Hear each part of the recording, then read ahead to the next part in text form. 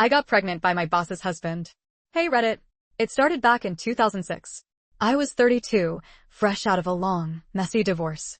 I was working as an administrative assistant at a mid-sized company. I felt stuck, lost, even, but I managed. Now, Susan, my boss, was the complete opposite of me.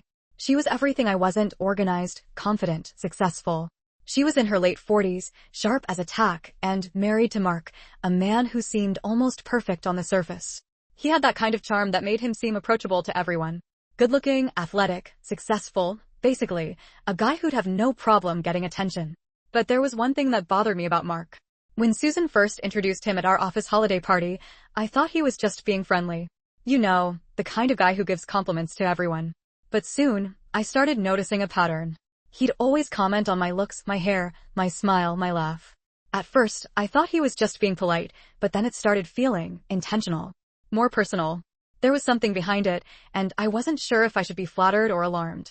I told myself I was imagining things. After all, Susan was his wife, and I was just an employee. It was ridiculous to think he could be interested in someone like me. But then, about a month after the party, things took a turn I wasn't prepared for. It was a Tuesday afternoon, and I was at the office when Mark showed up.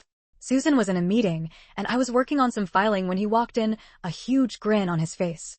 Hey, I brought lunch for Susan. She's in a meeting, though. Mind if I hang out for a bit? He asked, as if it were the most normal thing in the world. I was a little surprised but said, sure, no problem. We started talking. At first, it was just small talk. What did I think of the office renovations? What had I been doing for the weekend? But then the conversation drifted. He complimented me on my organizational skills, then moved on to how much he admired my sense of style, how I had a great eye for detail. The compliments kept coming, and I started to feel this strange mix of flattery and discomfort. That afternoon, he left after about an hour. But as he stood by the door, he said, you know, Susan's lucky to have someone like you working for her. There was a glimmer in his eyes, something I couldn't quite place.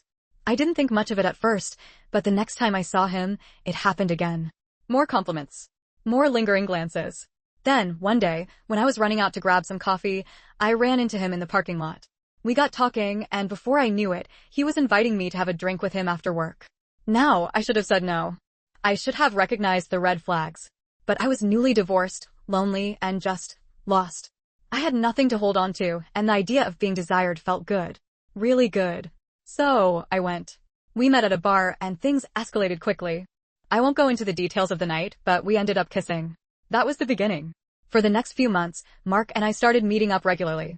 Sometimes it was at a bar, sometimes at his house. He always had some excuse. He was in town on business, or Susan was out of town on a trip. Every time we met, I felt a rush of guilt, but it wasn't enough to stop me. There was something intoxicating about the secrecy, the thrill of being with someone I wasn't supposed to be with. We started having sex. Sometimes we'd do coke or drink together. I wasn't proud of it, but it was the reality. We had this weird connection, and it felt so easy, like we were the only two people who understood what it was like to be broken. Then, it happened. I got pregnant. I didn't know what to do. It wasn't planned, and I hadn't been careful. I had sex with him a few times without protection. And when I found out I was pregnant, I panicked. I didn't want this. I didn't want anything to change. I didn't want to be a mother again. So, I did what I thought was best at the time. I had an abortion. I didn't tell Mark. I didn't tell anyone. I didn't see him again after that. I stopped everything. I cut ties with him. I felt horrible, like I had crossed a line I couldn't come back from. I wasn't sure if it was the right thing to do, but I knew I couldn't keep living that life. Fast forward a few years. I'd gotten a new job at a different company and was trying to move on. I got sober after battling with alcohol and drugs for years. It wasn't easy, but I was finally starting to feel like I was on the right track. And then, out of nowhere, I got a call from my daughter. She told me that she had reconnected with Mark, that they had gotten back together, and he was sober now. I was horrified. I knew that he was going to tell her about us. It was only a matter of time. I kept thinking about the worst possible outcome, my daughter hating me forever. But when they came over one day to visit, Mark assured me that he wouldn't say anything. He told me that it wasn't important and that there was no reason for her to know. I agreed, and for the next few years, I kept my distance. They got married, had a kid, and life went on. It's been 16 years now. Mark's been through cancer and beat it. My daughter's family is doing well, and I've stayed sober. We don't see each other often, just a few times a year, but every time I do, I can feel the weight of that secret hanging in the air. There's a tension between me and Mark that's impossible to ignore.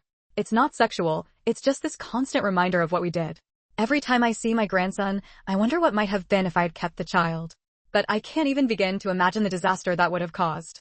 So here I am, 16 years later, still carrying this secret. I don't know if I'll ever be able to fully make peace with it. I'm just hoping that telling it here can somehow help me find some closure. Thanks for reading.